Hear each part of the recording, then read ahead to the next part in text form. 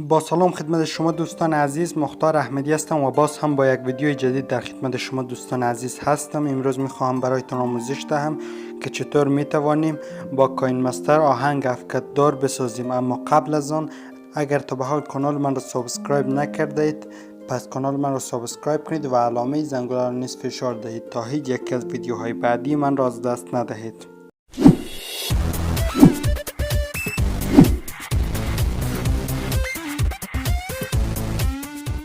در اول وارد یوتیوب می شویم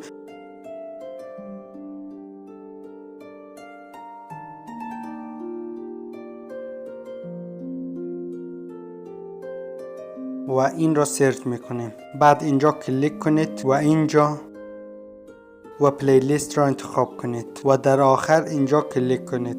داخل هر پلیلیست افکت های صدا خیلی زیاد است و یکی از اینها را دانلود کنید. اگر دانلود از یوتیوب یا بلد نیستید یا از برنامه های برای دانلود استفاده می کنید که کیفیت ویدیو را پایین می آورد، اینجا کلیک کنید.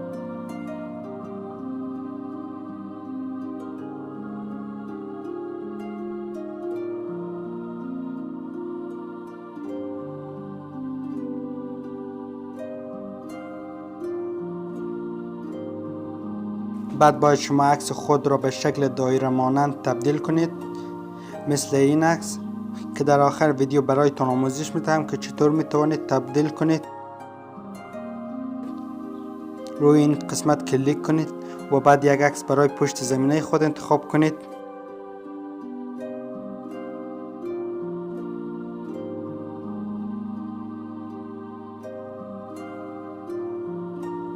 به خاطر که عکس ما تمام صفحه شود روی این قسمت و بعد این قسمت کلیک کنید و بعد با دو انگشت خود عکس را برابر کنید.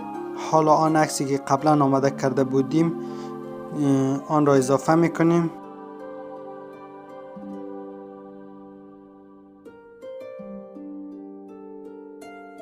بعد افکتی که از یوتیوب دانلود کرده بودیم را اضافه میکنیم.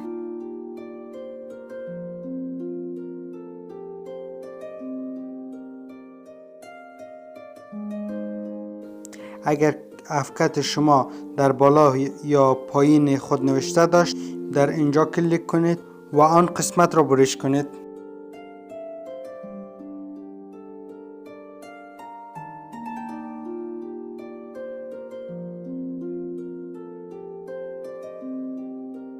حالا یک بار روی عکس کلیک کنید و بعد در این قسمت کلیک کنید. بعد این را فعال کنید و از این قسمت یک رنگ انتخاب کنید. دقت کنید رنگ را انتخاب کنید که در اطراف همین افکت است.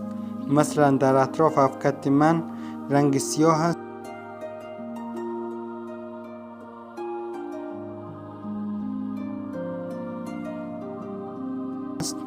ببینید افکت من کمی کم رنگ شده که باید این را از این قسمت تنظیم کنید.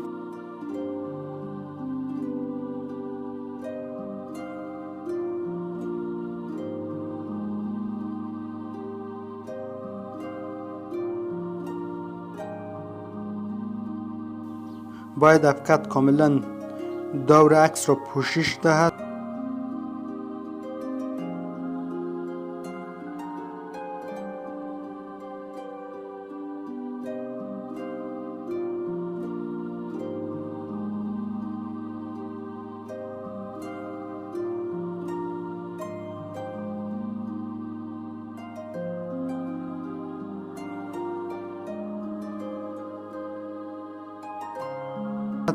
و حالا یک آهنگ اضافه کنید.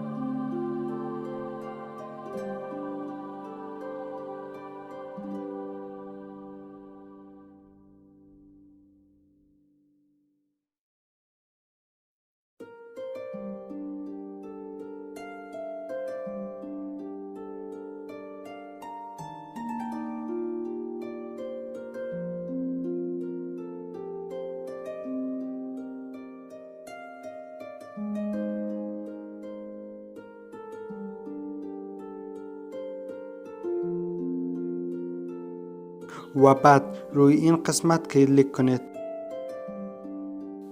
و یک خروجی از ویدیو بگیرید.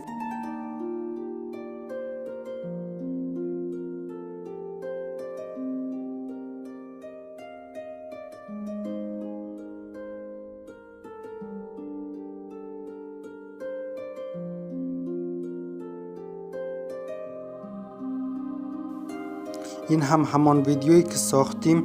دلیل بیکیفیت بودن این ویدیو این است که من در این قسمت این را به صفر رسانده بودم. حال آموزش می‌دهیم که چطور میتونید عکس را دایره مانند بسازیم. لینک برنامه را در قسمت دیسکریپشن برایتان میگذارم. وارد برنامه شوید و روی این قسمت کلیک کنید و بعد روی این گزینه. حالا یک عکس انتخاب میکنیم. بعد روی این دو گزینه کلیک میکنیم.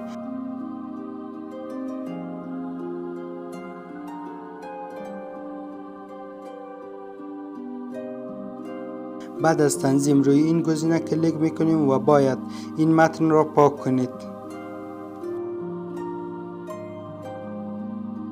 برای ذخیره هم روی این گزینه و بعد روی این گزینه و در آخر هم اینجا کلیک میکنیم.